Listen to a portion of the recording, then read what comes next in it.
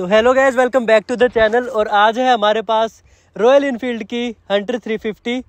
तो आज हम लेने वाले हैं इसका ओनरशिप रिव्यू। और सबसे पहले हम बुलाते हैं इसके प्राउड ओनर को। तो वेलकम करते हैं आशीष भाई का। Hello guys. तो कैसे हो भाई आप? और सबसे पहले तो मुझे ये बता दो कि आपने इस प्राइस सेगमेंट की अगर हिसाब से हम बात करेंगे 2-2.25 लाख की ये बाइक पड़ जाती है।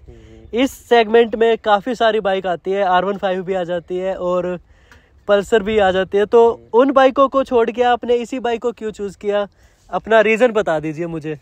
तो भाई जैसा आपने पूछा कि 2 लाख में और भी बाइकें हो सकती है, जैसे आपने R15 बताया, पल्सर बताया या और भी कोई बाइकें हैं, तो मैंने ये क्यों ली कि आप अगर देखोगे 2 लाख के सेगमेंट सबसे बड़ी बात है 350 सीसी। हाँ, बाकी सब में आती है 150 सीसी हो गया, 200 तक हो गया, लेकिन 350 सीसी फर्स्ट वहीं पे हम छोड़ देते हैं कि भाई 300 सीसी देख के कि भाई हमें और कोई बाइक देखनी नहीं। दूसरी चीज़ है इसकी पावर। बाकी दोनों बाइकों से जो आपने नाम लिया उससे बहुत ज़्यादा पावर है, इसकी बैलेंसिंग बहुत है और रोड पे जो चलने का मज़ा दोनों बाइकों से बहुत अलग है, तो इसलिए मैंने इसको चुना है बाकी प्राइसिंग के कंपैरिजन में। तो मतलब आप ये कह रहे हो कि R15 और पल्सर से ज़्यादा मज़ा आता है इस बाइक को चलाने में? मज़ा है।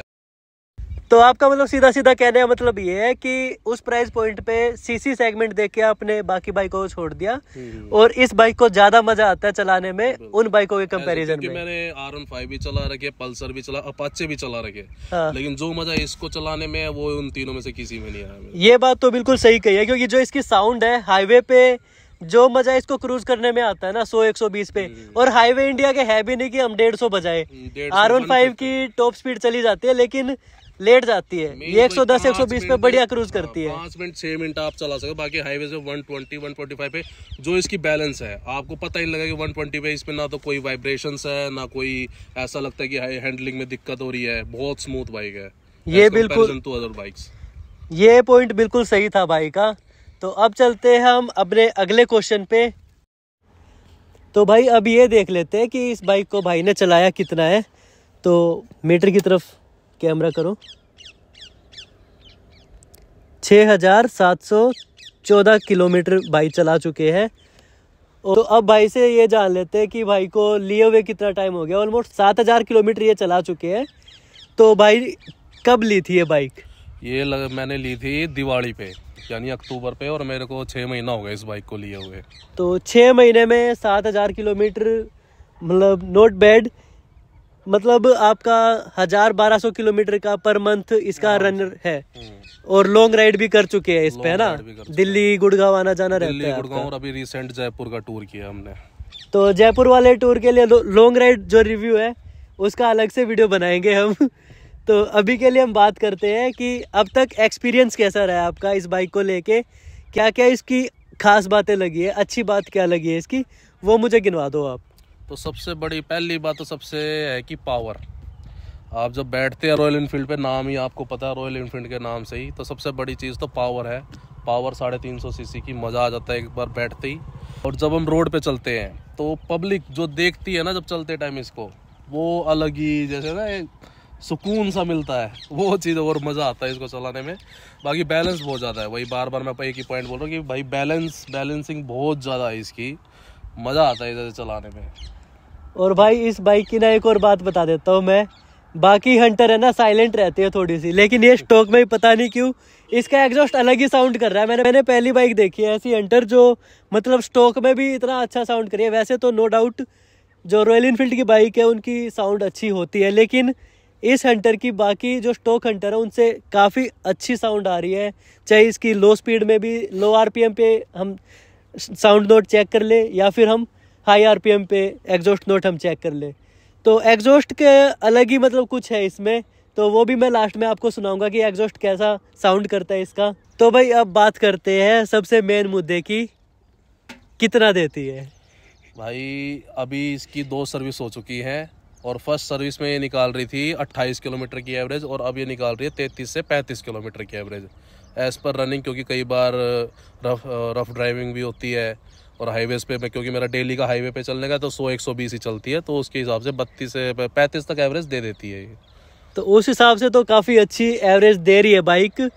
लेकिन बाकी अगर हम YouTube पे बाकी अगर ओनर्स से हम रिव्यू देखेंगे, हाँ ये हो सकता है, क्योंकि मैंने जब इसको मैं लेने की सोच रहा था तो मैंने YouTube में देखा था, तो कोई 40 दिखा रहा था, कोई 42 दिखा रहा था, तो वो एक था मेरे दिमाग में पॉइंट कि हाँ भाई अगर इतनी एवरेज दे देती है तो मेरे लिए बेस्ट है। बाकी अभी तक मेरी 35 तक दी है इसने एवरेज, 35 तक की एवरेज मैक्सिमम निकाल के दी है इसने। हाँ। तो एवरेज काफी सही है बाइक के हिसाब से। और अब बात कर लेते हैं इस बाइक के नेगेटिव पॉइंट्स की, क्या क्या आपको चीजें हैं जो मतलब जिन चीजों ने परेशान कर दिया या फिर वे बेटर हो सकती थी, तो उनके बारे में हम बात कर लेते हैं।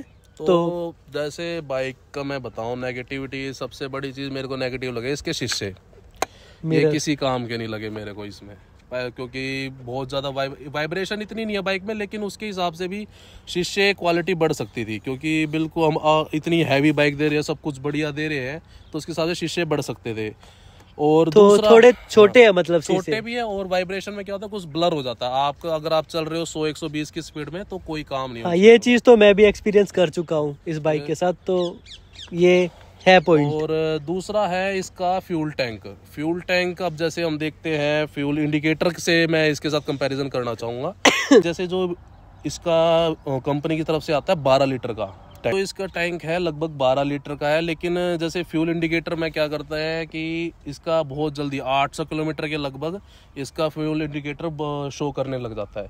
तो जैसे मैं फ्यूल टैंक फुल करवाता हूँ तो 8 लीटर ही तेल आता है, यानी कि इट मीन्स कि 4 लीटर तेल उस टाइम पे भी होता है। तो ये मेरे को दिक्कत लगी कि भाई मैं चाहता हूँ कि मेरी पूरी एवरेज दिखाए, लेकिन वो शो नहीं कर पाता ये। दूसरा एक मेरे को थोड़ा लगा फ्रंट ड्राइव के लिए ना, जो बैक में बैठता है पिलियन ड्राइव में सीटिंग का थोड़ा मेरे को लगा कि थोड़ा दुखी हो जाता है वो, क्योंकि थोड़ी सीटिंग छोटी है। थोड़ा अगर लंबी होती है लगभग लगभग 6 इंचेस अगर लंबी होती तो इनफ हो जाती बाइक की सीटिंग, क्योंकि अभी है आपके पास जगह भी है तो कर सकते थे इसको थोड़ा लंबा। बाकी और मेरे को और कोई इसमें कमी नहीं लगी ऐसी। तो ये थे आशीष भाई के हिसाब से इस बाइक के नेगेटिव, जो इन्होंने परेशानियां झेली है इस बाइक को लेके, या फिर जो इनको लगा कि जो बेटर हो सकता था। तो भाई अब लास्ट पॉइंट पे आ जाते हैं, इसके बाद एंड करते हैं इस वीडियो को, ज़्यादा लंबी नहीं करेंगे। तो सीधी सी बात है, आपके पास अगर अब उतने ही पैसे होंगे तो क्या आप दोबारा से इसी बाइक की तरफ जाना चाहोगे? बिल्कुल बिल्कुल, क्योंकि अभी तक तो जब 6 महीने के अंदर तो ऐसी कोई बाइक आई नहीं कि उस रेट के अंदर कोई और बाइक मैं सोचूं भी। मेरा था उस टाइम पे, मैं 2 बाइक देख रहा था जब rate comparison, royal Enfield classic 350 और हंटर 350, लेकिन इन दोनों के रेट कंपैरिजन लगभग 80,000 का गैप है, वो 3 लाख के आसपास पड़ जाती है। तो मैंने फिर अगर उससे कंपैरिजन करा तो वेट वाइज, एवरेज वाइज, हर चीज में ये ऊपर थी उससे। तो मैं वही सोचा कि 80,000 ज्यादा देके क्या फायदा है, मेरे को एवरेज भी चाहिए, पावर भी चाहिए, तो ये मेरे को बेटर लगी ऑप्शन उसमें। तो मतलब फुल सेटिस्फाइड हो अभी तक इस बाइक को, है ना? इस बाइक से कोई रिग्रेट नहीं है। तो अगर कोई आपसे अभी कोई और बाइक सजेशन के लिए बोलेगा तो क्या आप उसको ये बाइक प्रीफर करोगे? बिल्कुल, मेरी साइड से बेस्ट है। अगर उसके पास 2 लाख तक का अगर है तो ये बेस्ट बाइक है उसके लिए। तो भाई ये था इस बाइक का ओनरशिप रिव्यू। आशीष भाई के हिसाब से 6 महीने का इन्होंने ओनरशिप रिव्यू दे दिया है। तो ऐसा था रिव्यू। आपको अगर वीडियो पसंद आई है, वीडियो को लाइक कर दीजिए, चैनल को सब्सक्राइब कर दीजिए, क्योंकि ऐसे ही ओनरशिप रिव्यू हम आपके लिए लेके आते रहते हैं। और जल्दी ही इस बाइक का हम लॉन्ग राइड रिव्यू भी लेके आने वाले हैं। 600 से 700 किलोमीटर हमने लॉन्ग राइड भी इस पर कर चुके हैं, तो उसका भी हम रिव्यू आपके सामने रखेंगे। तो भाई अब हम सुन लेते हैं बाइक के एग्जॉस्ट नोट को, जो हमने आपसे प्रॉमिस किया था कि वीडियो के लास्ट में हम आपको बाइक का एग्जॉस्ट नोट सुनाएंगे, क्योंकि ये हंटर बाकी हंटर से डिफरेंट है। और वो मैं क्यों कह रहा हूँ ऐसा, इसलिए कह रहा हूँ। स्टार्ट करो भाई।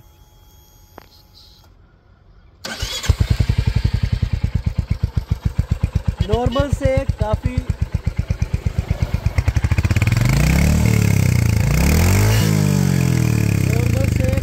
ज़्यादा लाउड है ये बाइक, और लिमिटर हीट हम नहीं करेंगे, लेकिन कोल्ड स्टार्ट में भी आप इसका थंब फील कर सकते हो।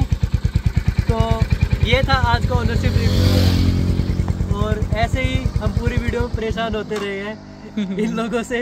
तो वीडियो में भाई बहुत मेहनत लगी है, इसकी एडिटिंग में भी उतनी मेहनत लगेगी। तो चैनल को सब्सक्राइब कर दो और वीडियो को लाइक कर दो गाइस।